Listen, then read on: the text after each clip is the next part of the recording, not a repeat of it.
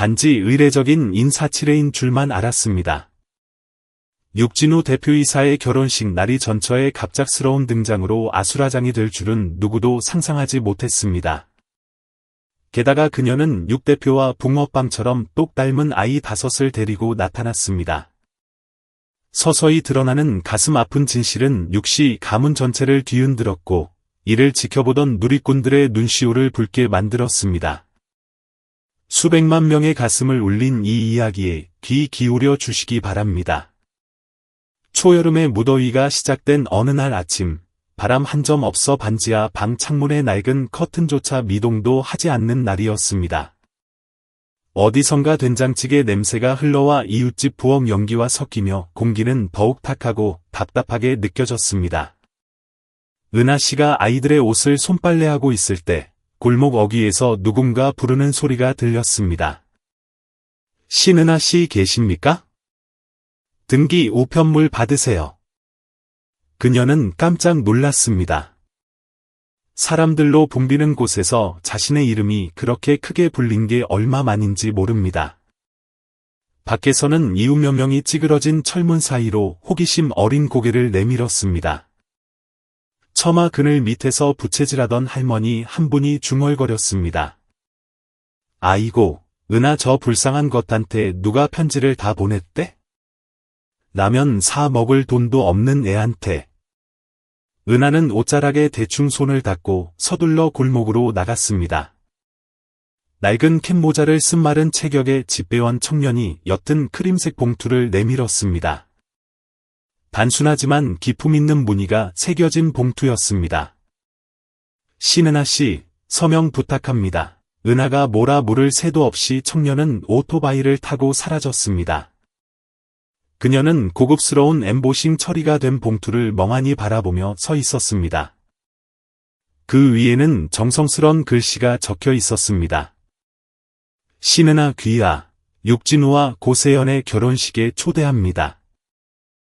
그녀의 손이 떨려왔고 시선은 첫 줄에 멈췄습니다. 신랑 이름 바로 아래 인쇄된 그녀의 이름, 그것은 설명이 필요 없는 별도의 초대이자 메시지 같았습니다. 그녀는 순식간에 10년 전으로 되돌아간 듯한 기분을 느꼈습니다.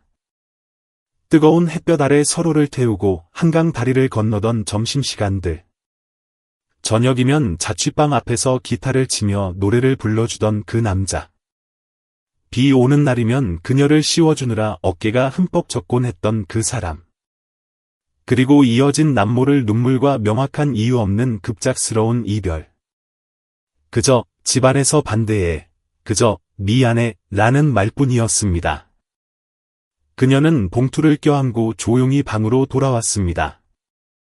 10평도 채 되지 않는 좁은 반지하 방, 6 식구가 매일 밤 몸을 구겨가며 잠을 청하는 곳입니다. 선풍기 한 대가 윙윙거렸지만 등줄기에 흐르는 땀을 식히기엔 역부족이었습니다. 5 아이가 옹기종기 모여 놀고 있었고 큰아이는 빨래를 개고 막내는 벗겨진 시멘트 바닥을 엉금엉금 기어 다니고 있었습니다. 엄마! 무슨 편지야? 막내딸 하늘이가 작은 목소리로 물었습니다. 맑은 눈망울이 엄마를 올려다보았습니다. 은하는 얇은 요 위에 털썩 주저앉아 다시 편지를 열었습니다. 안에는 예식장 약도까지 그려진 정교한 청첩장이 들어있었습니다. 그녀는 청첩장을 한참 바라보다 고개를 들어 아이들을 보았습니다. 그냥 옛 지인의 청첩장이야. 하늘이가 엄마 품에 파고들며 고사리 같은 손으로 등을 토닥였습니다. 엄마 슬퍼하지 마. 난 엄마 슬픈 거 싫어. 은하는 목이 메었습니다. 입을 떼면 당장이라도 눈물이 쏟아질 것 같다 입술을 꽉 깨물었습니다. 더 이상 아무 말도 하지 않았습니다. 그날 오후 내내 그녀는 창가에 멍하니 앉아 먼 곳을 응시했습니다. 일어설까 하다가 다시 주저앉기를 반복하며 마치 자신과의 치열한 싸움을 벌이는 듯했습니다. 매미 소리가 요란해지고 태양은 다닥다닥 붙은 지붕 위로 불을 쏟아붓는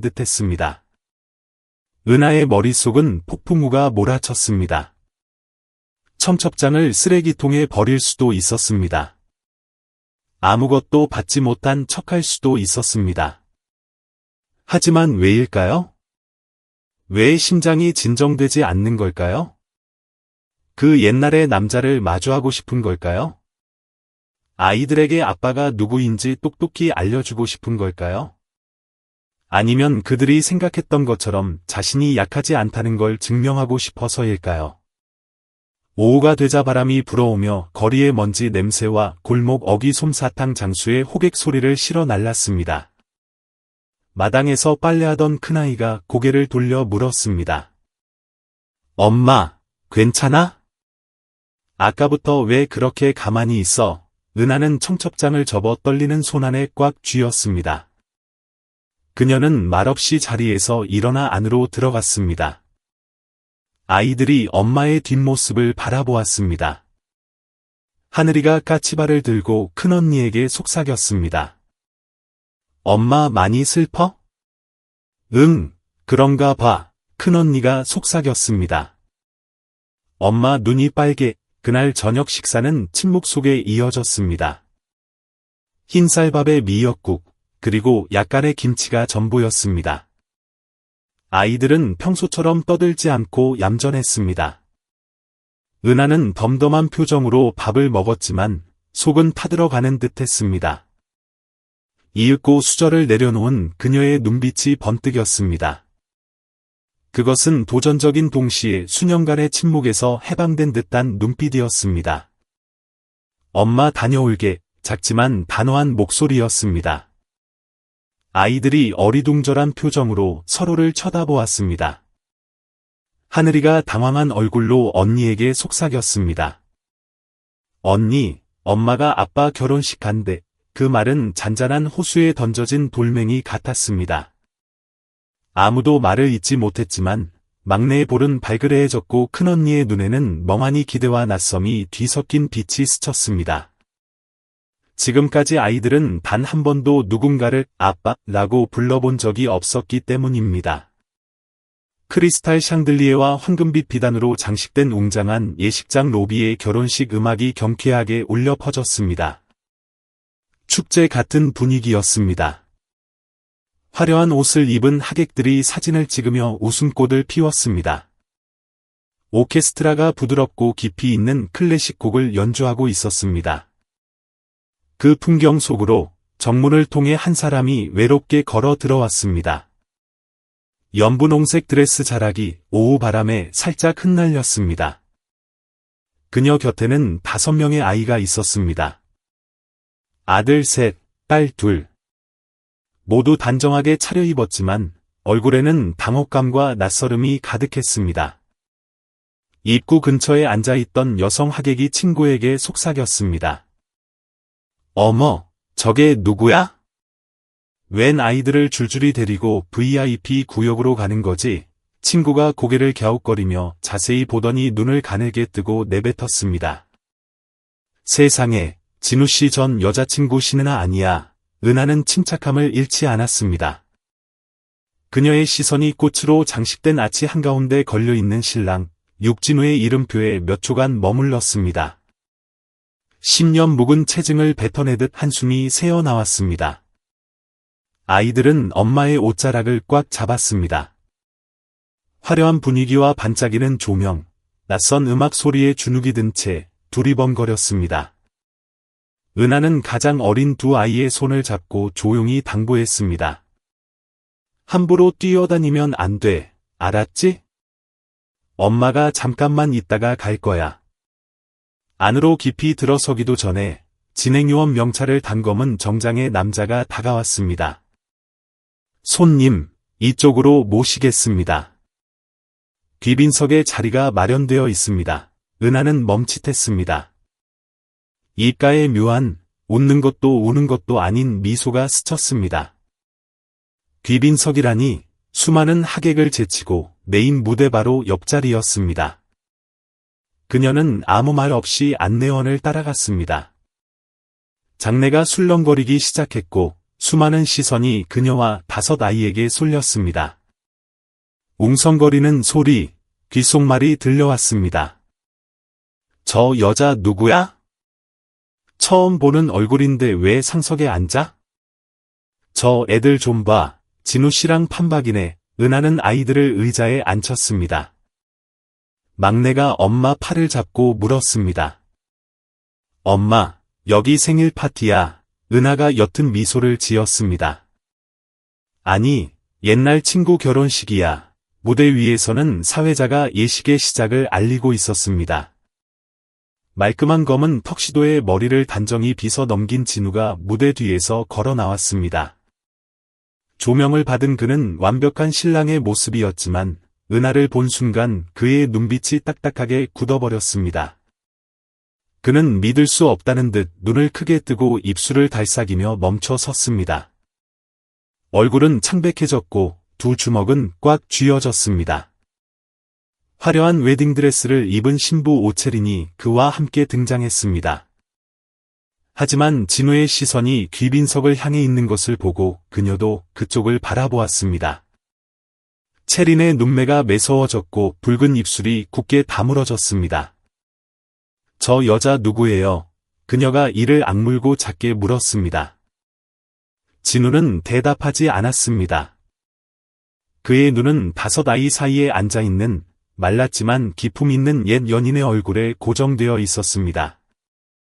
아이들 중 한 남자아이가 주변 사람들이 들을 수 있을 만큼 큰 소리로 외쳤습니다. 아빠! 왜 엄마는 아빠랑 같이 안 앉아요? 북적이던 예식장의 공기가 순간 멈춘 듯 했습니다. 몇몇 하객이 경악한 표정으로 고개를 돌렸습니다. 체리는 큰 충격을 받은 듯 가슴을 들썩이며 즉시 몸을 돌려 무대 뒤로 사라졌습니다. 진우는 어쩔 수 없이 그녀를 따라가면서도 시선은 옛 연인에게서 떼지 못했습니다.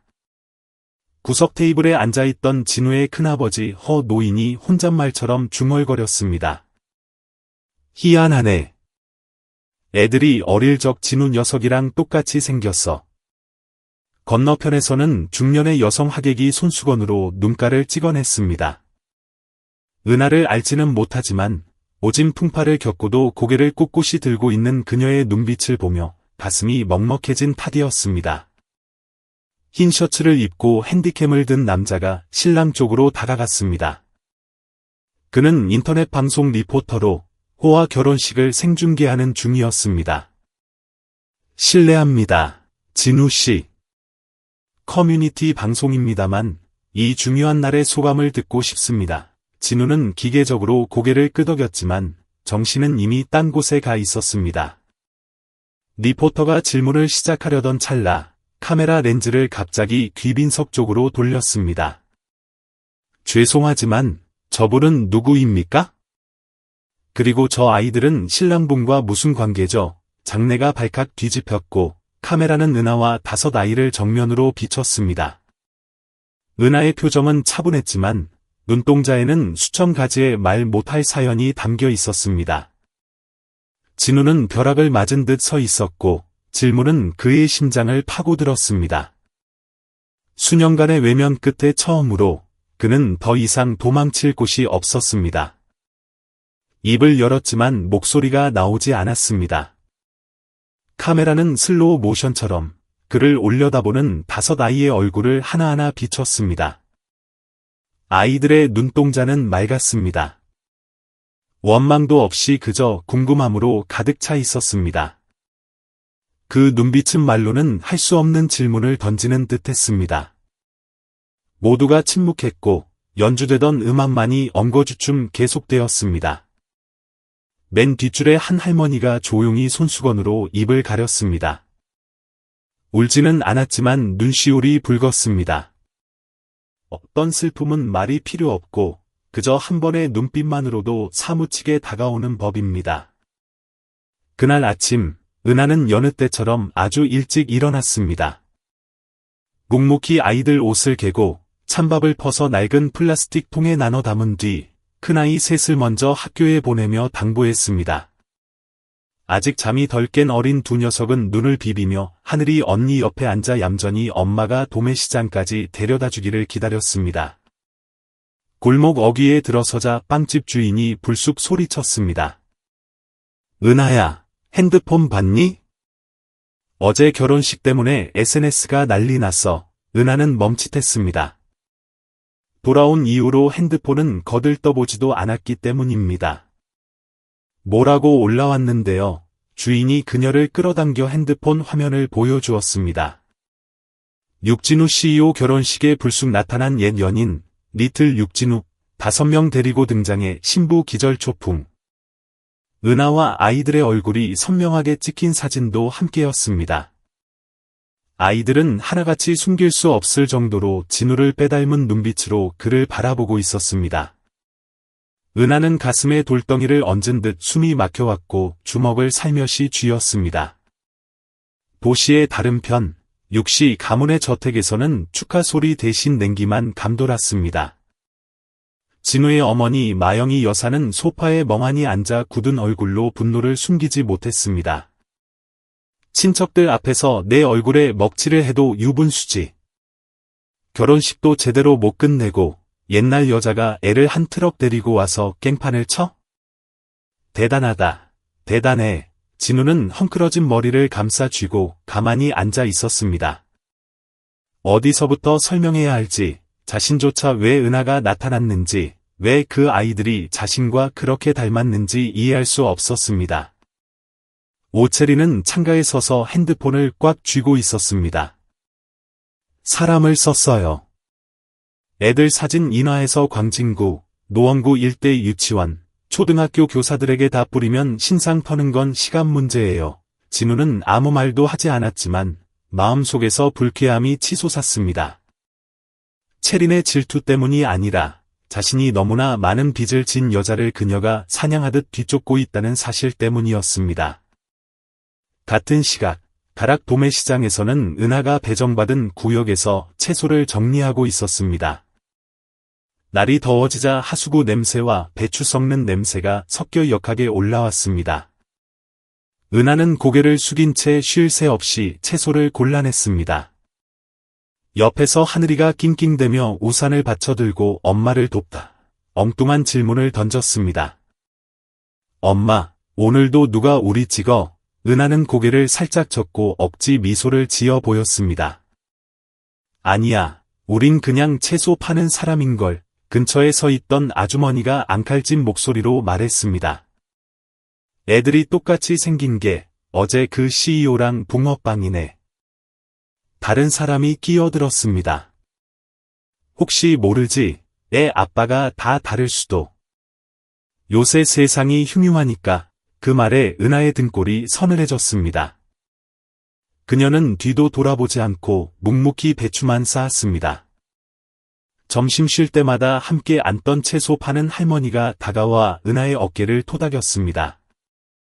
어미 혼자 5을 키우는 것만 해도 짠한 일이야.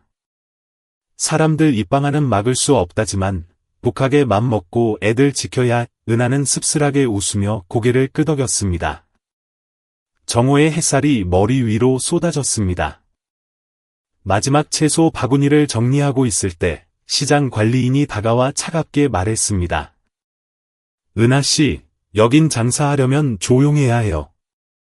지금 다들 은하씨 찾느라 생중계하고 떠드는데 이러면 곤란합니다. 은하는 올 것이 왔음을 직감했지만 애원했습니다. 자리만 있으면 돼요. 말 안 하고 눈에 안 띄게 조용히 채소만 팔아서 애들 먹여 살릴게요. 관리인은 고개를 돌리며 작게 말했습니다. 미안하지만 딴 데 알아보쇼. 은하는 반도 못 판 채소 바구니를 앞에 두고 멍하니 서 있었습니다. 햇살이 불꽃처럼 따갑게 얼굴을 때렸습니다. 그녀는 천천히 무릎을 꿇고 두 손을 모았습니다. 제발 부탁드려요. 오늘만이라도 팔게 해주세요. 집세도 밀렸고. 애들이, 남자는 인상을 찌푸리더니 말없이 돌아서 가버렸습니다. 그녀는 고개를 떨구었고 뜨거운 시장 바닥 위로 눈물이 떨어졌습니다. 하늘이가 놀라 달려왔습니다. 엄마, 괜찮아. 은하는 아이 손을 잡고 고개를 젓기만 할 뿐 들지 못했습니다. 그때 시장 입구 쪽에서 급제동하는 소리가 들렸습니다. 짙은 색 승용차가 멈추고 문이 열렸습니다. 소매를 걷어 올린 흰 셔츠 차림의 육진우가 내렸습니다. 퀭한 눈과 다크서클이 잠 한숨 못 잤음을 말해주고 있었습니다. 그는 땡볕 아래 시장 입구 흙바닥에 엎드린 마른 여자와 그 옆에서 작은 우산을 씌워주는 여자아이를 보았습니다. 그는 아무 말 없이 한참을 서 있었습니다. 두 사람의 시선이 얽혔습니다. 옛 연인도 원수도 아니었습니다. 그저 서로의 청춘을 지나쳐온 사람들로서 수만 가지 구설수 속에 서서 서로를 뭐라 불러야 할지 모르는 채 마주할 뿐이었습니다. 예고도 없이 비가 쏟아지기 시작했습니다. 은하가 시장 입구의 흙탕물 웅덩이에서 막 일어난 참이었습니다. 옷은 젖어들고 긴 머리카락은 뺨에 달라붙었으며 빗물인지 눈물인지 모를 물방울이 앙상한 광대뼈를 타고 흘러내렸습니다. 승용차는 움직이지 않고 경적도 울리지 않은 채 그 자리에 서 있었습니다. 육진우는 열린 차 문 옆에 서서 비에 젖은 셔츠와 헝클어진 머리칼, 복잡한 심경이 그대로 드러난 얼굴을 하고 있었습니다. 시장 사람들은 처마 미디나 리어카 뒤에 숨어 호기심 어린 눈으로 지켜보았습니다. 저 남자가 그 여자 버린 놈이야? 멀쩡하게 생겨서 속은 시커멓네. 어제 결혼했다며 빗소리 사이로 떨어진 그 말은 진우의 귀에 생생하게 박혔습니다.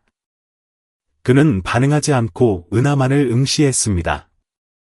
옛날 자신을 따라다니며 공부하고 기숙사에서 비를 뚫고 자전거로 태워주던 그 소녀가 지금 흠뻑 젖은 채로 고개를 들어 그를 보고 있었습니다.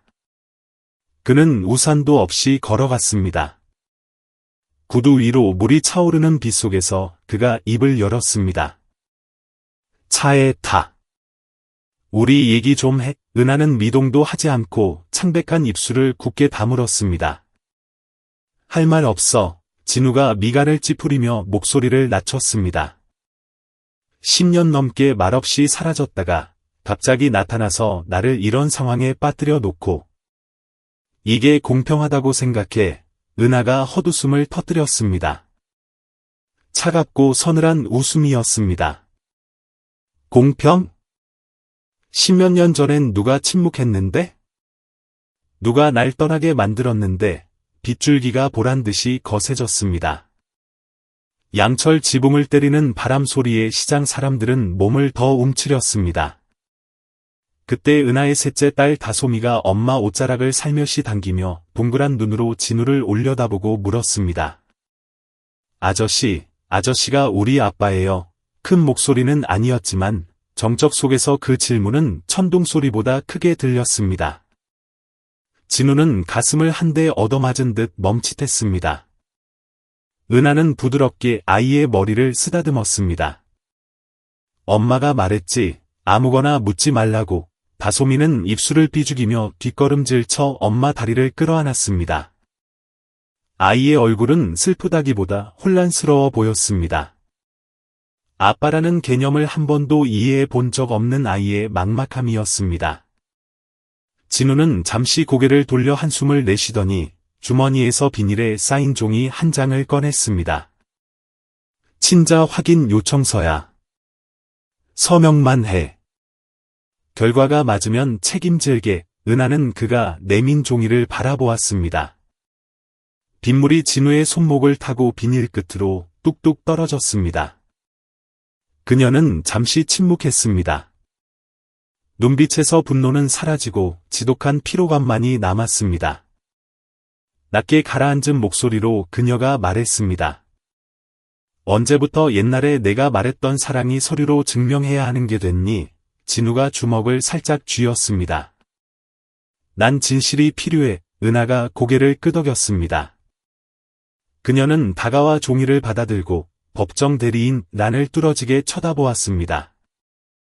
긴 한숨을 내쉬고는 서명하는 대신 손을 놓아버렸습니다. 종이가 빗물 젖은 바닥으로 떨어졌습니다. 비닐이 찢어지며 종이 모서리가 젖어들어 글자가 번졌습니다. 진우는 얼어붙었습니다. 그가 허리를 굽혀 종이를 줍는 사이 은하는 다솜이의 손을 잡고 등을 돌리며 말했습니다.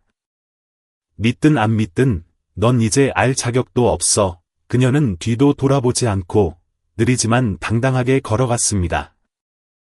진우는 젖은 종이를 든 채 빗속에 서서 얼굴이 하얗게 질려 있었습니다. 근처 분식 노점의 아주머니가 한숨을 쉬었습니다.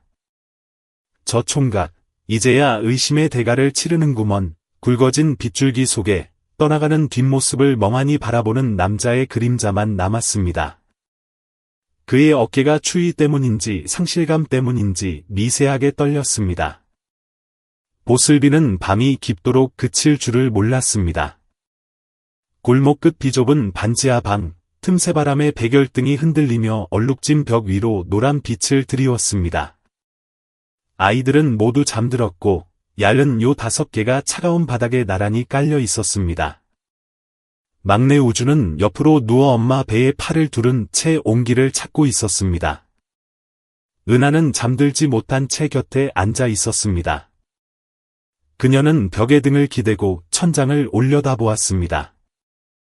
빗물이 뚝뚝 떨어져 미리 받쳐 둔 양동이에 부딪히는 소리가 났습니다. 갑자기 쿵, 쿵, 쿵 하는 급박한 노크 소리가 정적을 깼습니다. 은하는 소스라치게 놀라며 아이들을 돌아보았고 본능적으로 우주를 감싸 안았습니다. 순식간에 옛 기억이 밀려왔습니다. 그날 밤의 노크 소리도 이랬습니다. 아버지가 억울한 패싸움에 휘말려 돌아가셨다는 소식을 전하러 온 사람들이었습니다. 지금껏 누구도 책임지지 않는 죽음이었습니다. 그녀는 심장이 쿵쾅거리는 것을 느끼며 조심스럽게 문으로 다가갔습니다. 곤히 잠든 아이들을 곁눈질하며 떨리는 목소리로 물었습니다. 누구세요? 나야, 진우. 문 좀 열어줘. 해치려는 거 아니야. 그녀는 잠시 망설이다 조용히 문을 조금 열었습니다. 육진우가 젖은 어깨와 추위로 창백해진 얼굴로 서 있었습니다. 여전히 비는 내리고 있었고 머리카락에 맺힌 물방울이 시멘트 바닥으로 톡톡 떨어졌습니다. 여긴 왜 왔어? 은하는 들어오라고 하지 않았습니다. 얘기가 좀 필요해. 잠깐이면 돼. 그녀는 잠시 주저하다 문을 열어주었습니다. 진우는 조심스럽게 발을 들여놓으며 습한 방 안을 둘러보았습니다. 오래된 이불 냄새, 덜 마른 빨래 냄새, 빈곤한 밥상 냄새가 코를 찔렀습니다. 가슴 한구석이 욱신거렸습니다. 은하는 미지근한 물 한 잔을 따라 식탁에 놓고 아무 말 없이 서 있었습니다. 진우는 혼란과 원망이 섞인 눈으로 그녀를 보았습니다. 설명해줘. 왜 그때 떠난 거야? 왜 애들 존재를 알리지 않았어? 은하는 입술을 깨물었습니다. 눈빛에는 분노 대신 공허함만 남았습니다. 그녀는 요 끝자락에 앉아 우주의 어깨에서 흘러내린 이불을 덮어주고 나서야 입을 열었습니다. 내가 서울로 일하러 갔을 때 어머니가 찾아오셨어. 2가지 선택지를 주셨지. 떠나거나 내 아버지가 감옥 가는 꼴을 보거나. 진우의 눈이 커졌습니다. 뭐라고? 아버지가 우연히 휘말린 싸움에서 상해죄를 뒤집어쓰게 생겼었어. 변호사도 도와줄 사람도 없었지. 난 어렸고 겁먹었고 멍청했어. 그래서 떠나는 걸 택했어. 그녀는 진우를 올려다보며 입술을 굳게 다물었습니다. 그때 이미 임신 중이었지만 너한테 말 못했어. 내 어머니가 날 벌레 보듯 했듯이 너도 날 경멸할까봐 무서웠어. 진우는 자리에 주저앉아 머리를 감싸 쥐었습니다. 왜 나중에라도 날 찾지 않았어? 그러려고 했어. 근데 첫째가 돌도 되기 전에 둘째가 생겼고 셋째가 생겼어. 그렇게. 한때는 애들 놔두고 죽어버릴까 생각도 했어. 진우가 놀라서 고개를 들었습니다. 진심이야. 은하는 자조 섞인 슬픈 미소를 지었습니다. 근데 못하겠더라. 그때 애들은 나만 붙잡고 우는데 내가 슬퍼할 때마다 내 신발을 가지런히 놓아주고 떨어진 채소 부스러기를 주우며 엄마, 오늘은 왜 안 웃어? 하고 묻는데 진우는 긴 침묵 속에 빠졌습니다. 그의 눈빛이 추궁해서 점차 울먹임으로 변해갔습니다. 지난 십수년간 느껴보지 못한 감정이 그를 파고들었습니다.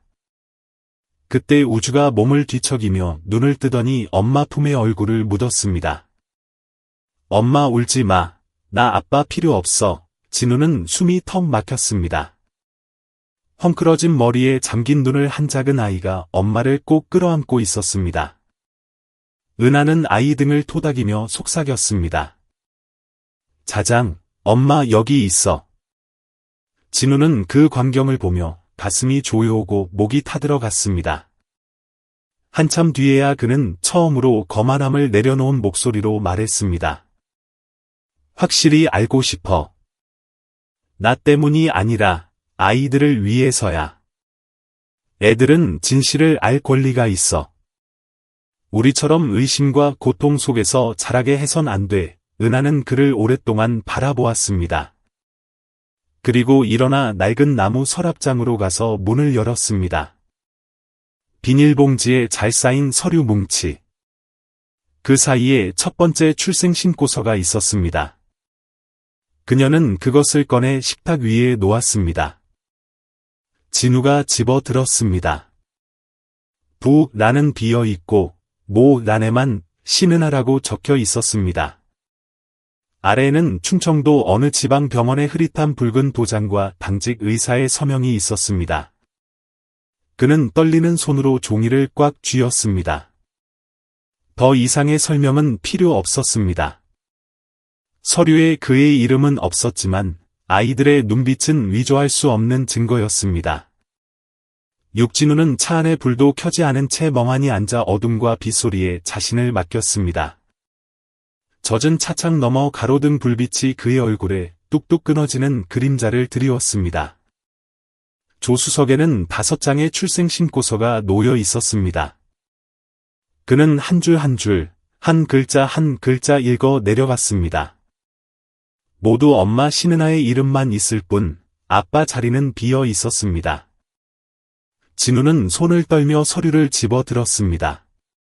왜 내 이름을 적지 않았을까? 왜 그 긴 세월을 혼자 감당했을까? 만약 나를 속이려 했다면 이렇게 비워두진 않았을 것입니다. 하지만 은하는 그 어떤 명분도 요구하지 않았습니다. 그녀는 침묵을 택했고 아이들에게 이름 없는 기억의 조각을 남겨주었습니다. 그는 입술을 깨물며 머리를 감싸 쥐었습니다. 모든 걸 부정하고 우연이라, 조작이라 치부하고 싶었습니다. 하지만 은하가 출생신고서 사이에 끼워둔 갓난아기 사진을 본 순간 곱슬머리에 외꺼풀 눈, 울 때 입꼬리가 올라가는 모습이 자신의 어릴 적과 너무나 똑같아 심장이 덜컥 내려앉았습니다. 그날 밤 집으로 돌아온 진우에게 넓은 저택의 차가운 방은 낯설게만 느껴졌습니다. 그는 다락방에 두었던 낡은 상자를 열었습니다. 대학 시절 수첩, 친구들과 찍은 사진, 그리고 은하가 써줬던 편지 뭉치가 나왔습니다. 대학 졸업식 사진을 꺼냈습니다. 가운을 입고 환하게 웃는 자신 옆에 선 은하. 그녀의 눈빛의 서린 반짝임이 자신을 향한 믿음이었다는 걸 이제야 깨달았습니다. 진우는 다소미, 소라, 우주의 사진을 꺼냈습니다. 작은 얼굴들이 마치 자신의 옛 기억 조각처럼 떠올랐습니다. 말도 안 돼. 어떻게 이렇게 똑같을 수가 있지? 그는 사진들을 나란히 놓고 떨리는 손으로 중얼거렸습니다. 다음 날 아침, 날이 개자마자 대문 밖에서 작은 목소리가 들렸습니다. 진우 아저씨 계세요. 진우가 나가보니 소라가 공책 종이로 포장한 작은 상자를 들고 서 있었습니다. 아이는 활짝 웃었습니다. 미리 드리는 생일 선물이에요. 엄마한텐 비밀이에요. 제가 직접 만들었거든요. 진우는 멍해졌습니다. 내 생일은 어떻게 알았니? 엄마가 남들 잘 챙기라고 하셨어요. 그리고 저번에 아저씨가 이번 달이 생일이라고 하셔서 대충 찍었어요. 상자 안에는 작은 빵 하나가 들어 있었는데 속에는 단무지 몇 조각과 비닐에 싼 소금이 들어 있었습니다. 혼자 만든 거야? 네. 채소 가게 아줌마한테 얻은 거랑 소금 섞었어요. 저 돈이 없어서. 아저씨도 우리랑 비슷할 것 같아서요. 그냥 먹어도 맛있어요. 진우는 고개를 깊이 숙였습니다. 이렇게 투박하면서도 가슴을 후벼 파는 선물은 처음이었습니다. 그는 무릎을 꿇고 소라의 눈높이를 맞추며 어깨에 손을 얹었습니다. 만약 아저씨가 진짜 아빠라면 화낼 거니? 너무 늦게 와서 소라는 동그란 눈으로 고개를 갸웃거리더니 잠시 생각하고는 끄덕였습니다. 안 화낼래요. 엄마가 그랬어요. 아빠도 사람이라고. 사람은 길을 잃을 때가 있대요. 그 말은 진우의 가슴속 깊은 곳을 울리는 종소리 같았습니다. 더 이상 참을 수 없어 눈시울이 뜨거워졌습니다. 아빠가. 미안해. 처음으로 그 단어가 입 밖으로 나왔습니다. 친자인지 확신할 수도 없었지만 그 순간 그는 알았습니다. 세상엔 검사 결과 없이도 믿어지는 것들이 있다는 것을. 아이는 까르르 웃으며 골목으로 뛰어갔습니다. 저 먼저 갈게요. 엄마가 엄청 화나셔서 비밀 지켜야 해요. 진우는 식어가는 빵을 든 채 한참을 서 있었습니다. 가슴 속에서 진실이 따뜻하게 피어오르고 있었습니다. 같은 시각, 도심의 조용한 카페에서 오체린이 마영이 여사와 마주 앉아 있었습니다. 어머니, 일이 더 커지게 둘 순 없어요. 사람 시켜서 은하 감시하고 있어요. 시장에서 일한다더군요. 하지만 애들 얘기가 이미 인터넷에 다 퍼졌어요. 마 여사가 미간을 찌푸렸습니다. 조용히 처리해야 해. 우리 집안 명예에 흠집나는 꼴 못 봐. 결혼은 체면이야. 내 아들이 애가 5이나 딸린 놈이란 소리 듣게 놔둘 순 없어. 체린이 물을 한 모금 마시며 눈을 빛냈습니다. 만약 진짜 진우씨 핏줄이라면 터지기 전에 막아야 해요. 마 여사가 고개를 끄덕였습니다. 그녀의 얼굴이 차갑게 굳어갔습니다. 옛날 은하를 내칠 때처럼 단호하고 오만하게. 하지만 그녀는 몰랐습니다. 그 단호함이 씨앗이 되어 이제는 누구도 부정할 수 없는 아픔으로 자라났다는 것을 말입니다. 베이지색 비단 식탁보가 깔린 육시 저택의 긴 식탁 위로 그릇 부딪히는 소리가 날카롭게 울렸습니다. 거실의 공기는 마치 무거운 바위가 짓누르는 듯했습니다. 마영이 여사의 시댁 쪽 친척들이 두 줄로 앉아 있었습니다. 다들 말끔한 차림에 향수 냄새를 풍겼지만 표정은 굳어 있었습니다. 마 여사는 상석에 서서 부채를 든 채 잠을 못 자 창백해진 얼굴로 꿋꿋함을 유지하려 애썼습니다. 그녀의 눈길이 식탁 끝에 말없이 앉아있는 아들 진우에게 머물렀습니다. 오늘 여러분을 모신 건 확실히 해둘 게 있어서입니다. 육시 가문의 명예를 생각하신다면 제 말을 들어주십시오. 찻잔 소리조차 들리지 않을 만큼 방 안은 쥐 죽은 듯 고요했습니다. 그녀가 한 글자 한 글자 힘주어 말했습니다. 옛 여자가 애 5을 데리고 결혼식에 나타났다는 소문이 파다합니다. 인터넷 기사가 뜨고 사람들이 수군거립니다. 우리 집안을 혼외자 스캔들에 휘말린 재벌가라고 부릅니다. 더 이상 두고 볼 수 없습니다. 시댁 쪽 큰아버지가 고개를 끄덕였습니다. 애들이야 죄가 없다지만 흑백을 안 가리면 모양새가 영 아니지. 옆에 앉은 오체린이 눈가를 훔치는 신용을 했습니다. 상아색 드레스가 그녀를 비련의 여주인공처럼 돋보이게 했습니다. 전 일이 이렇게 될 줄 몰랐어요. 진우 씨 과거를 받아들이려 노력했어요. 하지만 5이라니. 누가 감당하겠어요. 마 여사가 부채를 탁자에 내리치자 모두가 움찔했습니다. 진우한테 분명히 말해뒀다. 그 아이들 정리 못하면 이 결혼은 없다. 하지만 어머니, 진우가 낮게 입을 열었습니다. 아직 확실한 것도 없는데 왜 결론부터 내리십니까? 채린이 떨리는 목소리로 돌아보았습니다. 진우 씨, 나 당신 잃고 싶지 않아요. 특히 지금. 임신 중인데 장내가 술렁였습니다. 혀를 차는 소리, 의자에 기대며 눈짓을 주고받는 소리가 들렸습니다. 진우는 안개 낀 듯 흐릿한 눈으로 채린을 응시했습니다. 그는 아무 말도, 아무런 믿음도 주지 않았습니다. 내내 침묵하던 진우의 아버지 육상철 회장이 입을 열었습니다. 쉰 목소리였지만 이상한 무게감이 실려 있었습니다. 만약 저 아이들이 진짜 내 손주라면 어쩔 텐가. 모기가 날아가는 소리도 들릴 만큼 정적이 흘렀습니다. 옳고 그름을 따지자는 게 아니야. 만약 핏줄이라면 누가 용기 있게 받아들일 건가, 아니면 또다시 옛날 일을 반복할 건가. 말석에 앉아있던 희끗희끗한 머리의 고모가 조용히 말했습니다. 그 옛날, 나도 이 집안 사람 아이 낳고 숨어 살았어. 누가 알아줄까, 누가 받아줄까 무서워서. 어미랑 자식이 도망치듯 떠나서 남처럼 살았지. 지금도 내 자식은 지 아비가 누군지 물어.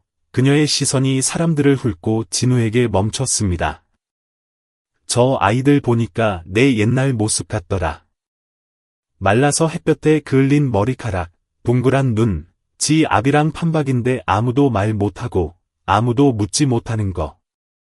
진우는 고개를 숙였습니다.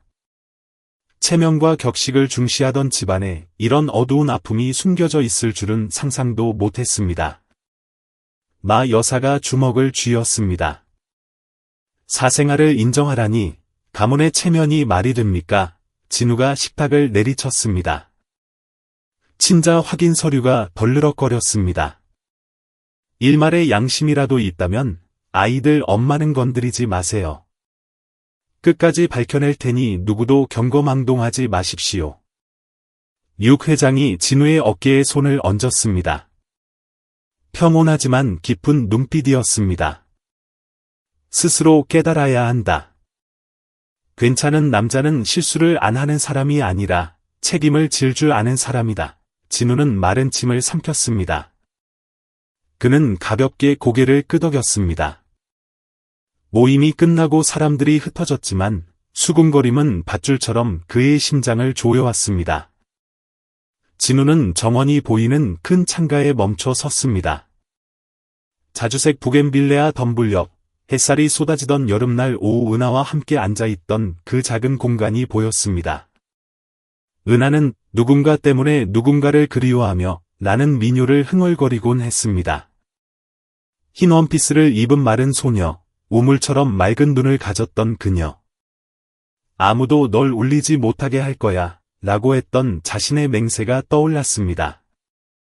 이제 와보니 그녀의 눈에 눈물을 고이게 한 첫 번째 사람은 바로 자신이었습니다.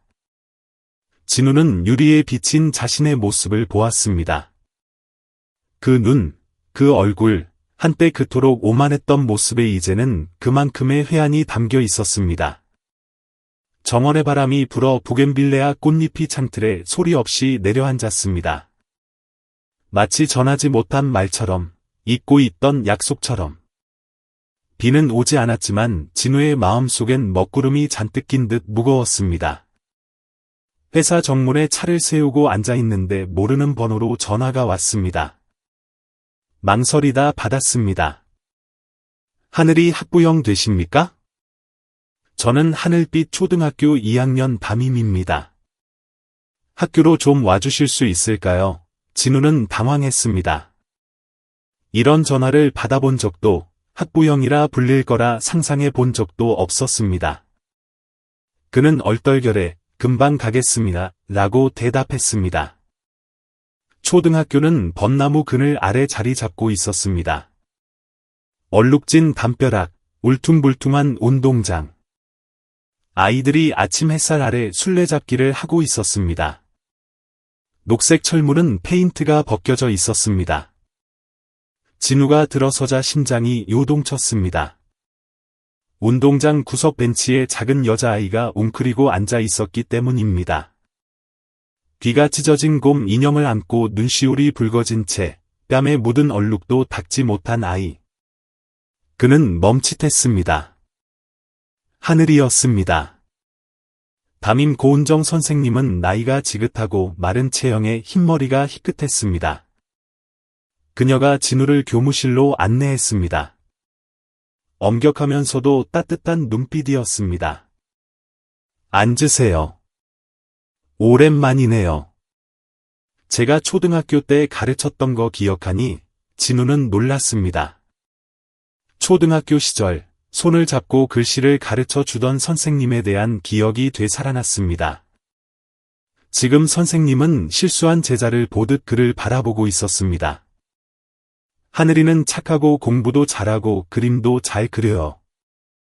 근데 학기 초부터 아빠가 없다고 하더군요. 원망도 화도 없이 그냥 그렇게 말하고 고개를 숙여요. 진우는 침묵했습니다. 오늘 미술 시간에 우리 가족 그리기 수업을 했어요. 하늘이가 작은 집 옆에 엄마랑 5남매만 그렸죠. 아빠 없이. 짝꿍이 그림을 찢으면서 소리쳤답니다. 아빠 없는 놈이라고. 선생님의 목소리가 떨렸습니다. 진우는 주먹을 꽉 쥐었습니다. 가슴 속에서 뜨거운 것이 치밀어 올랐습니다. 그 친구는 혼냈지만 벌로 끝날 일이 아니에요. 하늘이는 사랑받고 있다는 걸, 누군가 자기를 위해 존재한다는 걸 알아야 해요. 편들어주는 게 아니라 곁에 있어주는 사람이 필요합니다. 진우는 고개를 끄덕이고 밖으로 나가 천천히 하늘이에게 다가갔습니다. 아이는 고개를 숙인 채 곰 인형에 찢어진 귀를 만지작거리고 있었습니다. 발자국 소리에 고개를 든 아이의 눈망울이 젖어 있었습니다. 엄마는요? 진우는 아이 옆에 앉아 잡고 떨리는 손을 조심스럽게 잡았습니다. 엄마 일하러 갔어. 아저씨가 엄마 대신 왔어. 하늘이가 그를 빤히 쳐다보며 입술을 깨물었습니다. 애들이 나 아빠 없대요. 엄마는 아무 말 안 하고. 저 아빠 있어요. 진우는 입술을 깨물었습니다. 자신이 이렇게 작게 느껴진 적은 없었습니다. 회사의 대표도 거만한 남자도 아닌 그저 부서진 조각을 맞추려 애쓰는 한 인간일 뿐이었습니다. 그는 아이의 손을 꽉 잡았습니다. 오늘부터 누가 아빠 누구냐고 물으면 육진우라고 해. 하늘이는 멍하니 있다가 갑자기 진우의 품에 와락 안겼습니다. 곰 인형이 바닥에 떨어졌습니다. 아저씨. 우리 버리지 마요. 아저씨 좋아해요. 진우의 어깨가 아이의 눈물로 젖어들었습니다. 난생 처음 그는 아이 앞에서 소리내어 울었습니다. 창피해서가 아니라 그토록 믿음이 담긴 목소리로 아저씨라고 불리는 것이 어떤 심판보다 더 죄스럽게 느껴졌기 때문입니다. 멀리서 고은정 선생님이 조용히 눈물을 닦고 있었습니다. 진우가 돌아갈 때 그녀가 나지막이 말했습니다. 살면서 속죄할 기회가 모두에게 오는 건 아니다. 기회가 왔을 때 놓치지 마라. 진우는 고개를 숙이고 아무 말도 하지 못했습니다. 회사로 돌아오는 길, 비서에게서 급한 전화가 걸려왔습니다. 대표님, 회장 사모님이 변호사를 만나고 계십니다. 신은하 씨 접근 금지 가처분 신청을 준비 중인 것 같습니다. 진우는 굳어버렸습니다. 창밖에서 불어오는 바람에 은은한 꽃향기가 실려왔지만 핸들을 잡은 손에 힘이 들어가고 심장이 옥죄어왔습니다. 이제 막 시작하려는데 누군가 닫으려 하고 있었습니다. 그날 오후 은행나무 가로수 길 사이로 바람이 불어 낙엽이 흩날렸습니다. 육진우는 낡은 테이블과 의자가 놓인 작은 카페에 홀로 앉아 있었습니다. 양철 지붕이 삐걱거리는 소리를 내는 CEO가 올 법하지 않은 곳이었습니다. 하지만 그는 커피 때문이 아니라 기묘한 약속 때문에 그곳에 있었습니다. 낡은 캡모자를 쓴 서민적인 차림의 중년 남성이 들어왔습니다. 손에는 누렇게 바랜 낡은 서류 봉투가 들려 있었습니다. 자네가 육진우인가? 진우는 경계심을 감추지 못하고 고개를 끄덕였습니다. 난 표기택이라고 하네. 예전에 도립병원 경비원이었지. 은하를 알고 그 아이들도 알아. 표씨는 자리에 앉지도 않고 비닐봉지에서 색바랜 사진 뭉치를 꺼냈습니다. 언제 찍었는지 모를, 하지만 감정이 고스란히 담긴 사진들이었습니다. 첫 번째 사진은 만삭의 배를 한 채 병원 앞에서 멍하니 앉아있는 앙상한 은하의 모습이었습니다. 뒤로는 구급차와 충청도립병원 산부인과 간판이 보였습니다. 다음 사진은 붉은 뺨에 눈을 감고 있는 갓난아기였습니다. 숨 많은 머리카락. 진우는 숨이 멎는 듯 했습니다. 왠지 모르게 그 눈매에서 자신이 보였습니다. 이게 첫째야. 그날 버스 정류장에 쓰러져 있는 걸 내가 병원으로 옮겼지. 보호자도 가방도 없이 비에 젖어 쭈글쭈글해진 편지 한 통만 쥐고 있었어. 진우는 사진을 자세히 들여다보았습니다. 또 다음 사진. 대학 시절 공사 현장 실습 때 둘이 찍은 사진이 나왔습니다. 쨍쨍한 햇볕 아래 젊음을 발산하며 웃고 있는 두 사람. 그가 은하와 헤어지던 날 찢어버렸던 앨범 속 사진들이었습니다. 기억을 찢으면 강해질 줄 알았는데 지금은 그 조각들이 무딘 칼날처럼 천천히 그리고 깊숙이 그를 찌르고 있었습니다. 표씨가 조심스럽게 말을 이었습니다. 애 낳고 혼자 복도에 밤새 앉아 있더군. 애 아빠한테 왜 연락 안 하냐고 물으니 울면서 중얼거리기만 해. 그 사람이 날 믿어주기만 한다면 진우의 주먹 쥔 손마디가 하얗게 질렸습니다. 당시 싱가포르 유학 중이던 그는 임신 소식의 격분에 그녀를 찾았지만 만나지 못했습니다. 배신당했다고, 들통날까봐 도망쳤다고 생각했습니다. 이제 모든 진실이 머리 위로 쏟아져 내렸습니다. 버린 사람은 바로 자신이었을지도 모릅니다. 표씨가 주머니에서 꼬깃꼬깃한 편지를 꺼냈습니다. 빗물에 번져 비뚤빼뚤해진 글씨지만 수신인은 선명했습니다. 한양대 토목공학과 42기 육진우 앞. 은하가 보냈는데 반송된 거야. 기숙사 주소를 잘못 적었더군. 언젠가 자네가 찾아오면 주려고 보관했어. 진우는 넋을 잃고 편지를 받아들었습니다. 누렇게 변한 봉투, 떨리는 손으로 쓴 듯한 가냘픈 글씨체. 감히 열어보지도 못한 채 뒤늦은 믿음이라도 잡으려는 듯 손안에 꽉 쥐었습니다. 사정은 잘 모르지만 은하가 애들 버리려 한 적은 단 한 번도 없어. 복권 팔고 식당 일하고 공사판 뛰면서도 애들 공부는 시켰어. 내가 다 봤지. 진우는 등줄기에 전율이 흘렀습니다. 사진들, 증언, 표씨의 눈빛, 낡은 편지. 모든 것이 경종이 되어 그를 깨웠습니다. 아저씨, 감사합니다. 제가 너무 오만하게 살았습니다. 이제 바로잡겠습니다. 저를 위해서가 아니라 아이들을 위해서요. 그는 사진과 편지를 챙겨 급히 밖으로 나왔습니다. 붉게 타오르는 저녁 노을이 마음을 태우는 듯했습니다. 변호사에게 전화를 걸었습니다. 5아이 전원 정식 친자 확인 검사 진행하고 친권 양육권 가져올 법적 절차 준비에 수학이 넘어 변호사가 당황했습니다. 하지만 친모 쪽은 진우는 잠시 침묵하다 단호하게 말했습니다.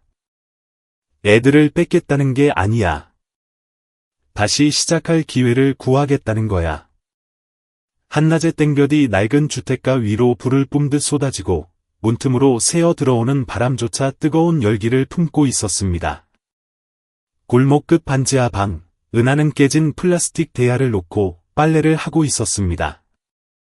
마당 빨랫줄에는 아이들 옷이 매미 소리와 이웃집 노랫소리에 맞춰 펄럭거렸습니다. 귀에 익은 슬픈 발라드 곡조. 짙은 색 티셔츠는 이미 땀으로 흠뻑 젖어 척추를 따라 흘러내렸습니다. 빨래를 비비는 그녀의 눈빛은 어딘가 먼 곳을 향해 있었습니다. 다솜이가 까르르 웃으며 집 안에서 뛰어나왔습니다. 엄마가 잊은 슬리퍼를 손에 들고서였습니다. 엄마, 신발, 달려오다 젖은 돗자리에 걸려 은하 쪽으로 넘어졌습니다. 아이 손이 은하의 옷을 잡아당겨 셔츠가 훌러덩 내려갔습니다. 은하도 놀랐고 다솜이도 멈칫했습니다. 아이의 동그란 눈이 등에서 허리까지 이어진 울퉁불퉁하고 흉측한 회색 흉터를 보았습니다. 운명의 칼자국처럼 선명했습니다. 엄마 이거 뭐야? 다솜이가 눈을 동그랗게 뜨고 물었습니다. 아이의 목소리는 천진했지만 눈빛은 예리했습니다. 은하는 황급히 옷을 내렸지만 화내지도 피하지도 않고 침묵했습니다. 잠시 후 아이가 낮잠 든 사이 은하는 구석에서 옷을 개며 희미한 전등 불빛 아래 지친 얼굴을 드러내고 있었습니다. 마당을 쓸던 중년의 주인집 아주머니가 그 모습을 보고 멈춰 섰습니다. 더운데 좀 쉬지 그래. 은하가 고개를 끄덕이며 옅게 웃었습니다. 네, 이거만 하고요. 안 그러면 내일 애들 입고 갈 옷이 없어서요. 아주머니는 혀를 차며 마루 앞 의자에 앉았습니다. 아까 보니까 울더라. 은하는 망설이다 입을 열었습니다. 다솜이 낳을 때 하혈이 멈추질 않았어요. 의사가 당장 수술해야 한다는데 돈은 한 푼도 없고 전화번호부에 있는 사람 다 걸었는데 아무도 안 도와줬어요. 보증금 없으면 수술 못 한다고 해서 끼고 있던 결혼 반지랑 아빠 유품인 목걸이 팔아서 냈죠. 수술하고 나니 흉터가 남더라고요. 주인 아주머니의 표정이 부드러워졌습니다. 아무 말 없이 일어나 조용히 집으로 들어갔습니다. 해가 지고 선선한 바람이 불었습니다. 은하는 마당 은행나무 아래 앉아 굳은 살 박인 손을 문질렀습니다. 아이들은 자고 있었습니다. 울지는 않았지만 눈물이 흘러내렸습니다. 대문 쪽에서 발자국 소리가 들렸습니다. 은하가 고개를 들었습니다. 주인 아주머니도 이웃도 아니었습니다. 오체린이었습니다. 명품 드레스에 완벽한 웨이브 머리, 반짝이는 하이힐. 초라한 골목과는 전혀 어울리지 않는 이질적인 모습이었습니다. 그녀는 들어와 났지만 차가운 목소리로 말했습니다. 시간 없어요. 그녀는 핸드백에서 두툼한 흰 봉투를 꺼내 은하 앞에 내밀었습니다. 돈이에요. 여기 떠나요. 어디든 상관없으니까. 애들 혼외자라고 손가락질 받으면서 상처받게 하지 말고. 은하는 봉투를 잠시 바라보다 받지 않았습니다. 바람에 헝클어진 머리카락이 날렸습니다. 5 아이 밥숟가락 동시에 떠먹여 본 적 있어요. 체린이 멈칫했습니다. 밤새 아픈 애 안고 있으면 나머지 4이 서로 입을 덮어주려고 다투는 거 본 적 있어요. 대답은 없었습니다. 은하가 일어나 옷에 먼지를 털었습니다. 돈 필요 없어요. 진심으로 애들 위한다면 애들 엄마한테 상처 주지 마요. 체리는 가방을 꽉 쥐고 말없이 돌아섰습니다. 그날 밤 다솜이를 재우던 은하는 문밖에서 달그락거리는 소리를 들었습니다. 나가보니 쌀 한 포대와 달걀, 채소 몇 단이 놓여 있었습니다. 보낸 이는 없었지만 주인 아주머니라는 걸 알았습니다. 은하는 문턱에 앉았습니다. 다리 높이 떠올라 5켤레의 작은 신발이 나란히 놓인 마당을 비췄습니다. 산들바람이 불어와 마음을 흔들었습니다. 한여름의 땡볕 아래 도심 광장은 거대한 찜통 같았습니다. 반들반들한 보도블록 위로 사람들이 땀을 흘리며 지나갔습니다. 육진우는 소라의 손을 잡고 천천히 걸었습니다. 작은 책모자를 쓴 소라는 조심스럽게 걸으면서도 시끄러운 인파에 겁을 먹은 듯 눈을 굴렸습니다. 길 건너편에는 일신그룹 본사 빌딩이 서 있었습니다. 유리에 반사된 햇빛이 차갑고 도도하게 번뜩였지만 오늘 그곳은 진우의 눈에 들어오지 않았습니다. 멀리서 카메라 렌즈가 향하고 검은 티셔츠를 입은 젊은 기자가 마이크를 들고 달려왔습니다. 육진우 씨, 잠시만요. 진우는 멈춰 섰습니다. 표정은 변함없었지만 소라의 손을 더 꽉 잡았습니다. SNS에서 화제가 된 5아이의 친부가 맞습니까? 아이들을 인정하실 겁니까? 아이들 어머니께 하실 말씀 없습니까? 질문이 쏟아지고 사람들이 몰려들었습니다. 카메라 셔터 소리와 플래시가 터졌습니다. 진우는 깊은 숨을 내쉬고 소라와 눈을 맞췄습니다. 아이는 멍하니 그를 보면서도 물러서지 않았습니다. 딱 한 번만 말하겠습니다. 진우의 목소리는 크지 않았지만 좌중을 압도했습니다. 친자 여부를 떠나 아이들의 어머니를 모욕하는 건 누구도 용납하지 않겠습니다. 10년 동안 5아이를 키워낸 여성은 존경받아 마땅합니다. 카메라 셔터 소리가 빗발쳤습니다. 소라는 주변을 둘러보다 소매로 진우의 이마에 맺힌 땀을 닦아주었습니다. 아빠, 다리 아파요. 광장이 순간 정적에 휩싸였습니다. 진우는 허리를 굽혀 소라를 번쩍 안아 올렸습니다. 아이는 자연스럽게 그의 목을 끌어안고 어깨에 머리를 기대었습니다. 마치 수천 번 안겨본 것처럼. 소박하지만 말문이 막히는 장면이었습니다. 한 기자가 조심스럽게 물었습니다. 명예실추나 집안의 반대가 두렵지 않으십니까? 진우는 짧게 답했습니다. 책임을 회피해서 얻는 명예라면 필요 없습니다.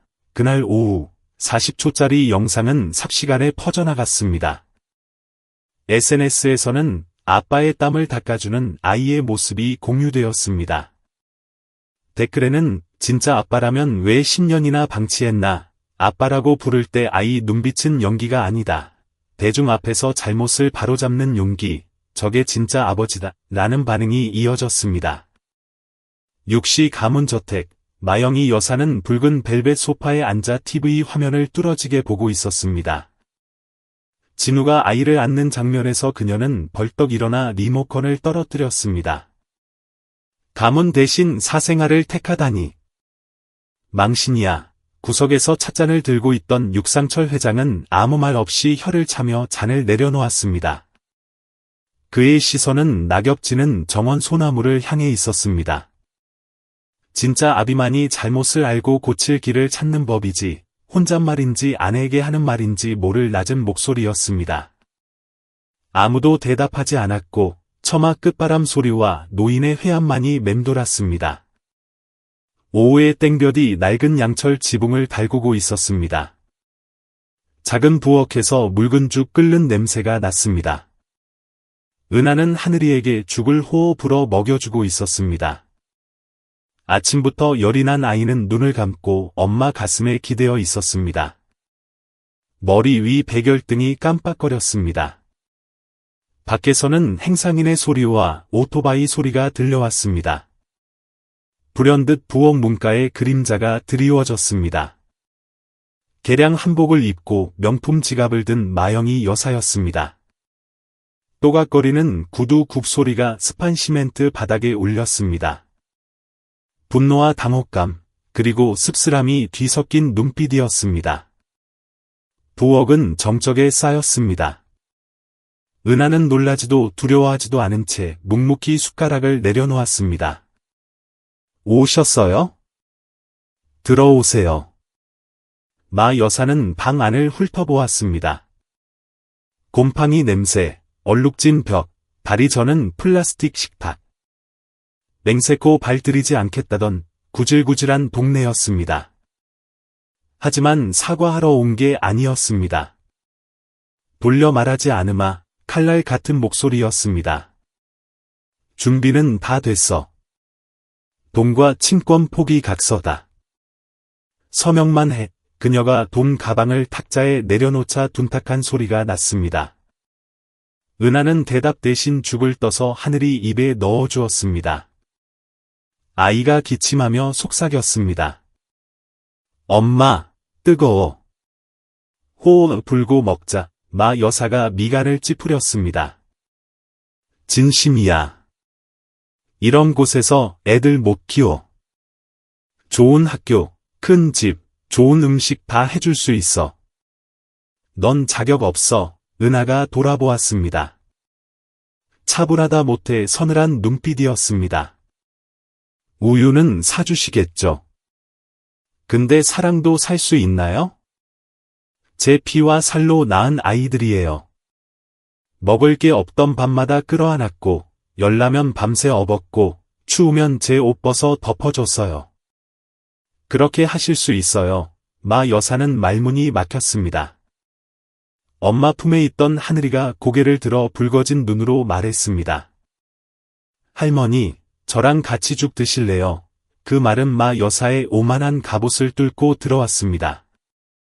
옛날 진우가 4살 때 열이 펄펄 끓으며 자신에게 했던 말이 떠올랐습니다. 그녀는 멍하니 서 있다가 떨리는 손으로 은하가 건넨 죽그릇을 받으려 했지만 손이 너무 떨려 그릇을 놓치고 말았습니다. 뜨거운 죽이 바닥에 쏟아졌습니다. 다솜이가 걸레를 들고 달려와 닦으며 속삭였습니다. 할머니 울지 마요. 저 할머니 안 미워해요. 마 여사의 눈이 휘둥그레졌습니다. 순수하고 진실한 아이의 눈빛. 숨막히는 정적 속에 숟가락 발그락거리는 소리만 들렸습니다. 매미 소리가 다시 들려오기 시작했습니다. 마 여사는 일어나 손수건으로 손을 닦으며 감정을 추스르듯 천천히 말했습니다. 갈게, 배웅은 없었습니다. 그녀는 무언가 꾹꾹 눌러 담듯 느리게 걸어갔습니다. 그날 밤, 저택으로 돌아온 마 여사는 거실을 지나쳐 2층으로 올라갔습니다. 한복을 벗어 낡은 나무 옷걸이에 걸고 조상님 위패가 있는 방으로 들어갔습니다. 시아버지의 위패 앞에 서랍 속에서 찾은 낡은 사진 한 장을 올려놓았습니다. 대학 시절 교정에서 은하와 함께 찍은 진우의 사진. 촛불이 흔들렸습니다. 그녀는 바닥에 주저앉아 염주를 돌리다 전화를 걸었습니다. 안 변호사, 마음 바꿨네. 아이들 아빠 억울함 풀어주고 싶어. 수화기 넘어 침묵 끝에 대답이 들려왔습니다. 알겠습니다. 서류 다시 꾸미겠습니다. 수년 만에 처음으로 마 여사는 잠을 이루지 못했습니다. 밤새 진우의 옛 사진과 은하에게 보냈던 편지들을 읽어 내려갔습니다. 글자 하나하나가 비수가 되어 남이 아닌 자신의 가슴을 찔렀습니다. 그녀는 중얼거렸습니다. 그때 자신 말 한마디만 끝까지 들어줬더라면. 18층 회의실 천장 조명이 유리 탁자에 반사되어 수십 명 주주들의 긴장된 얼굴을 비췄습니다.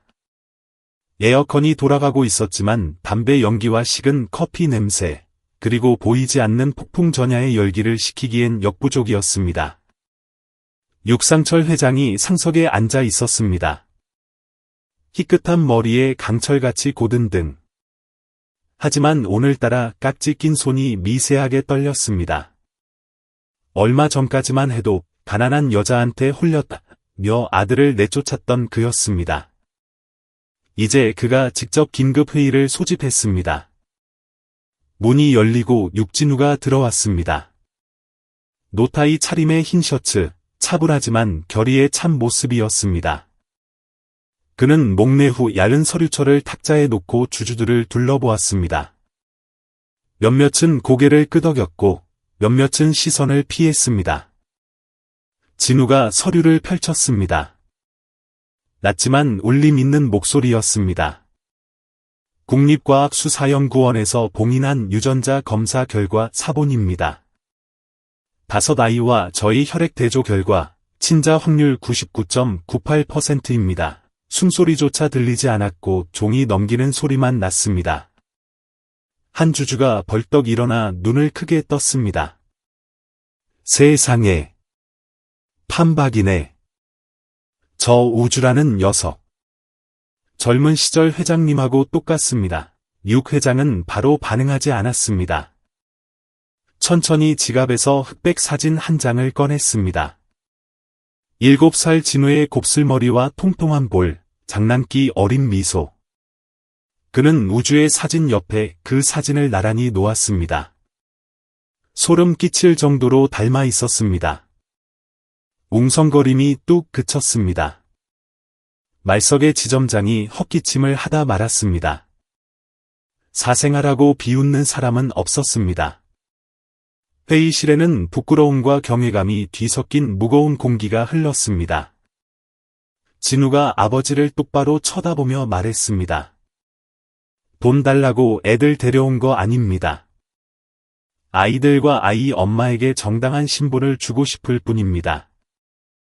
회사가 타격 입으면 대표직 내려놓겠습니다. 하지만 가족을 포함해 그 누구도 그들을 모욕하는 건 용납 못합니다. 육 회장이 깊은 숨을 들이쉬었습니다. 그는 탁자를 짚고 일어섰습니다. 20년간 함께 회사를 일궈온 주주들을 둘러보았습니다. 조명이 그의 콧날과 주름진 눈가를 비췄습니다. 내가 틀렸다면 그의 목소리는 끝자리에 앉은 사람조차 귀를 기울여야 할 만큼 작았습니다. 바로잡는 방법은 하나뿐이지. 그는 잠시 뜸을 들였습니다. 이 결과가 사실이라면 회장직 사임하고 육진우에게 넘기겠네. 내 핏줄에게 속죄하고 싶어. 직함이 아니라 진심 어린 사과로 말일세. 주주들이 동요했습니다. 한 원로가 고개를 끄덕였습니다. 회장님 말씀이 옳습니다. 다른 이가 혀를 찼습니다. 잘못 인정하기도 힘든 세상에 자리를 내놓다니 반은 동의하고 반은 아쉬워했습니다. 진우는 멍해졌습니다. 냉정했던 아버지를 미워했지만 이렇게 약한 모습은 처음이었습니다. 명예를 목숨보다 중히 여기던 남자가 사임을 입에 올리기까지 속이 얼마나 타들어 갔을지 짐작이 갔습니다. 육 회장이 마이크를 잡았습니다. 은하 양을 만나겠네. 강요가 아니라 사과하러. 잠시의 정적 후 박수 소리가 터져 나왔습니다. 승리의 환호가 아니라 아버지의 용기와 아들의 기백에 보내는 박수였습니다. 거실 TV로 생중계를 보던 마영희 여사는 멈춰 섰습니다. 손수건으로 입을 가렸지만 눈물이 쏟아졌습니다. 난생 처음 그녀의 입에서 가슴 저린 단어가 나왔습니다. 며느라기. 화면 속에서 플래시가 터졌습니다. 진우가 아버지 옆에 섰습니다. 육 회장이 아들의 어깨에 손을 얹었습니다. 조명을 받은 두 사람의 그림자가 벽 위로 길게 드리워지며 하나로 합쳐졌습니다. 창밖 도심에는 부드러운 햇살이 내리쬐고 있었습니다. 늦바람에 새잎 냄새가 실려왔습니다. 5 아이뿐만 아니라 바로잡기에 너무 늦었다고 생각했던 어른들에게도 새로운 시간이 열리고 있었습니다. 스튜디오의 강한 조명이 바닥을 비추며 긴장감을 고조시켰습니다. 방청객들은 숨을 죽이고 무대 중앙을 주시했습니다. 3개의 의자가 놓여 있었습니다. 은하, 마영희 여사, 그리고 놀랍게도 육상철 회장의 자리였습니다. 진실의 목소리, 녹화장은 만석이었습니다. 친자 확인, 가족의 명예, 사랑 싸움이 생방송으로 공개되는 건 처음 있는 일이었습니다. 일신 그룹 회장 부부, 사생아 엄마라 불리던 여자, 그리고 약혼녀 오채린. 키 큰 사회자가 검은 정장 차림에 등장했습니다. 결론은 내리지 않겠습니다. 누가 피해자이고 누가 가해자인지는 시청자 여러분의 판단에 맡기겠습니다. 은하는 가운데 앉았습니다. 짙은 보라색 원피스 차림에 허리를 꼿꼿이 펴고 카메라를 피하지 않았습니다. 옆자리 마 여사는 옅은 화장에 올림머리를 하고 예전의 도끼를 뺀 얼굴로 가끔 은하를 쳐다보았습니다. 육 회장은 팔짱을 낀 채 침묵했습니다. 고발인 오채린 씨를 모십니다. 채린이 몸에 딱 붙는 흰 드레스를 입고 자신 있게 걸어 나왔지만 눈빛은 불안했습니다. 그녀는 서류 뭉치를 사회자 앞 탁자에 놓았습니다. 신은아를 고발합니다. 이 여자는 육진우 씨를 붙잡으려고 일부러 아이를 낳았습니다. 돈 요구 문자를 보내고 안 도와주면 죽겠다고 협박했습니다. 객석이 술렁였습니다. 카메라는 은하의 얼굴을 클로즈업했지만 그녀는 요동하지 않았습니다. 사회자가 물었습니다. 신은아 씨, 하실 말씀 있습니까?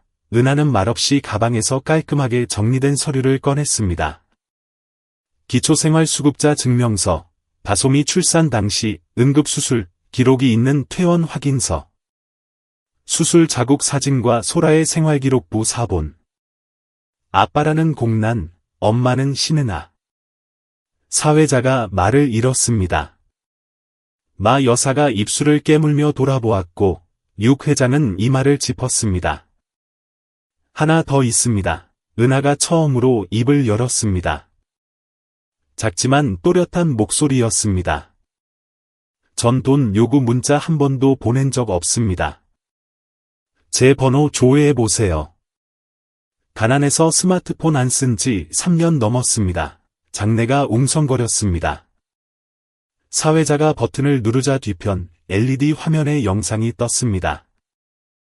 하늘이가 곰 인형을 안고 말하고 있었습니다.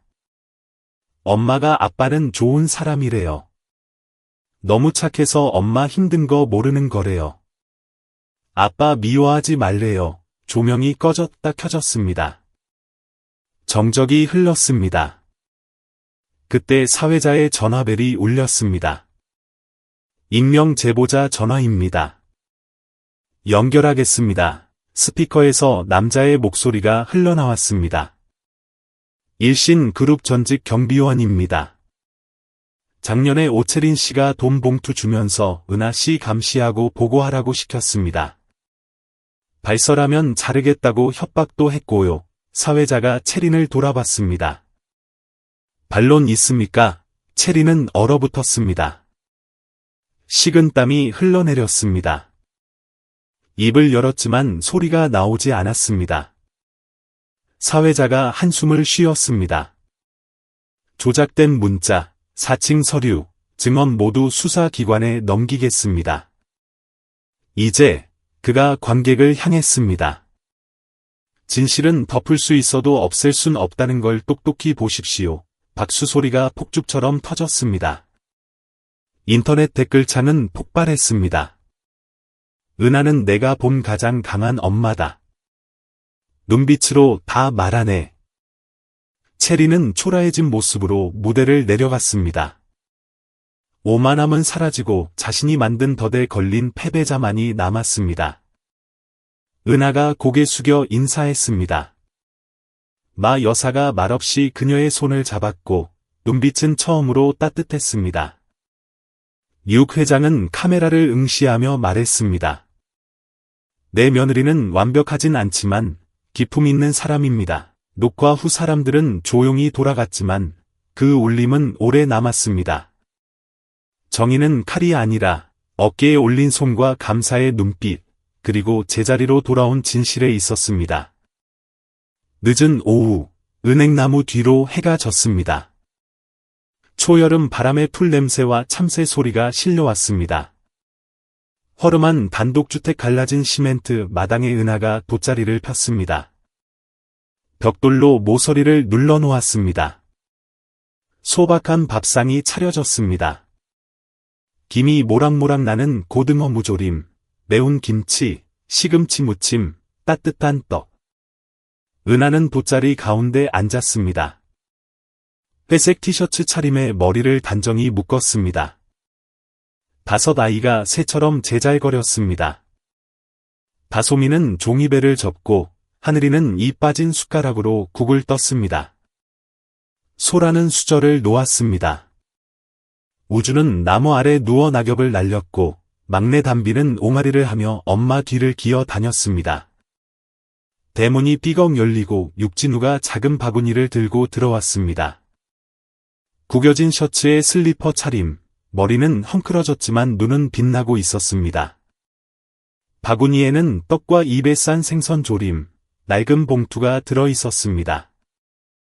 진우는 은하 옆에 앉아 봉투를 건넸습니다. 혼인신고서였습니다. 두 사람의 이름과 증인으로 5 아이의 이름이 적혀 있었습니다. 진우의 글씨체는 여전했습니다. 우주가 갑자기 물었습니다. 아빠, 닭다리 가져왔어. 진우가 웃으며 종이봉투를 꺼냈습니다. 5개 있다. 얌전한 사람만 줄 거야. 우주가 환호했습니다. 그때 진우 뒤로 쭈뼛거리며 들어오는 6회장을 보고 아이가 멈칫했습니다. 우주는 닭다리 하나를 들고 할아버지에게 다가가 내밀었습니다. 할아버지 드세요. 전 생선 머리 먹으면 돼요. 6회장은 멈춰 섰습니다. 주름진 손이 떨렸습니다. 그는 마루에 걸터앉아 눈물을 쏟았습니다. 마영이 여사도 뒤따라 들어왔습니다. 갈색 원피스 차림의 야윈 얼굴. 가난한 밥상과 아이들을 보며 목이 메었습니다. 어느새 마루 끝 나무 의자는 그녀의 자리가 되었습니다. 소라가 다가와 뜨거운 시금치를 쥐어주었습니다. 할머니 드세요. 너무 마르셨어요. 그녀는 말없이 나무를 씹었습니다. 귀뚜라미 소리가 들려왔습니다. 바람은 시원했고 밥그릇은 비어갔습니다. 큰 소리 없이 소곤거리는 소리와 아이들의 웃음소리만 가득했습니다. 은하가 아이들을 보며 물었습니다. 만약 누가 너희 할머니 할아버지 하고 싶다는데 어때? 하늘이가 눈을 깜빡였습니다. 할머니 할아버지가 뭐야? 소라가 대신 설명했습니다. 밤에 옛날 이야기 해주고 붕어빵 사주고 추석 때 시장 데려가 주는 사람이야. 아이들이 까르르 웃었습니다. 6회장이 마당에 주저앉아 쉰 목소리로 말했습니다. 애들, 시골집에 데려가게 해줘. 직함도 뭐도 다 필요 없어. 그냥 애들한테 갈 곳이 있다는 거, 친척이 있다는 거 알려주고 싶어. 마 여사가 붉어진 눈으로 남편을 보았습니다. 은하는 진우를 보았습니다. 진우는 말없이 작은 나무 상자를 꺼냈습니다. 안에는 투박하지만 반짝이는 나무 반지가 들어 있었습니다. 진우가 은하의 손에 끼워주며 나지막이 말했습니다. 이번엔 자발적이야. 강요도 간섭도 없어. 내 마음이 가야 할 곳으로 온 거야. 은하는 울지 않았지만 입술을 떨렸습니다. 학교 종소리가 멀리서 들려오고 저녁 식사가 끝났습니다. 아이들이 그릇을 치우자 웃음소리가 골목에 울렸습니다. 이웃들은 더 이상 수군대지 않고 흐뭇하게 바라보았습니다. 지붕은 새고 돗자리는 낡았지만 마음만은 따뜻한 진짜 가족을 보는 눈빛이었습니다. 갈라진 시멘트 바닥 위 은하의 손에 끼워진 나무 반지가 황혼 속 작은 불꽃처럼 빛났습니다. 처음으로 의심하던 사람들조차 생각했습니다. 행복은 거창한 게 아니라 사랑하기에 충분한 집이면 된다는 것을. 그날 아침 마을 회관 마당은 늙은 은행나무 그늘로 덮여 있었습니다. 이슬 맺힌 나뭇잎 위로 새들이 오케스트라처럼 지저귀었습니다. 화려한 웨딩드레스도 꽃 장식도 없었습니다. 마당 한가운데 깔린 돗자리와 나무 의자 몇 개가 전부였습니다. 동네 사람들이 일찍부터 떡과 바나나, 팥죽을 들고 모여들었습니다. 은하는 뒷방에서 낡은 흰색 한복을 입고 나왔습니다. 색은 바랬고 기든 달았지만 그녀의 단아함과 강인함을 돋보이게 했습니다. 머리는 가볍게 묶어 소라가 어버이날 선물한 나무 비녀를 꽂았습니다. 진우는 대학 시절 은하를 처음 만났을 때 입었던 흰 셔츠를 입었습니다. 다림질은 했지만 소매 끝이 닳아 있었습니다. 그들이 지나온 여정처럼 말입니다. 원망하지 않게 된 굴곡과 실수, 눈물들처럼. 6회장과 마 여사는 뒷줄에 조용히 앉았습니다. 코사지도, 직함 소개도 없었습니다. 마 여사는 남편의 손을 잡았습니다. 차갑고 오만했던 아들이 자기가 무시했던 여자의 옷깃을 여며주는 모습을 믿기지 않는 듯 바라보았습니다. 동네 아이들이 종이 풍선을 들고 뛰어다녔습니다. 풍물패 소리가 들려왔습니다. 할머니들이 떡을 먹으며 웃었습니다. 상철이네 진우 놈, 이번엔 진짜 웃네, 우주, 다솜, 소라, 하늘, 담비. 5 아이는 흰색과 파란색 개량 한복을 맞춰 입고 손을 잡고 나왔습니다. 아이들 손에는 작은 나무 상자가 들려 있었습니다. 시장 입구 금은방에서 맞춘 민문이 음반지였습니다. 은하가 마이크를 잡았습니다. 떨리지 않는 또렷한 목소리였습니다. 가난해도 당신을 선택했어요. 힘들어도 당신은 애들 아빠예요. 화려한 결혼식 필요 없어요. 오늘 당신이 여기 서 있는 것만으로 충분해요. 진우가 그녀의 손을 잡았습니다. 눈시울이 붉어졌습니다. 널 잃었을 때 세상을 다 가진 줄 알았어. 널 다시 찾고 나서야 알았어. 내가 바로 내 세상이라는 걸. 박수와 환호성이 터졌습니다. 그때 마 여사가 천천히 걸어 나왔습니다. 떨리지만 결단력 있는 눈빛이었습니다. 한복 주머니에서 낡은 금팔찌를 꺼내 은하에게 건넸습니다. 친정어머니 유품이야.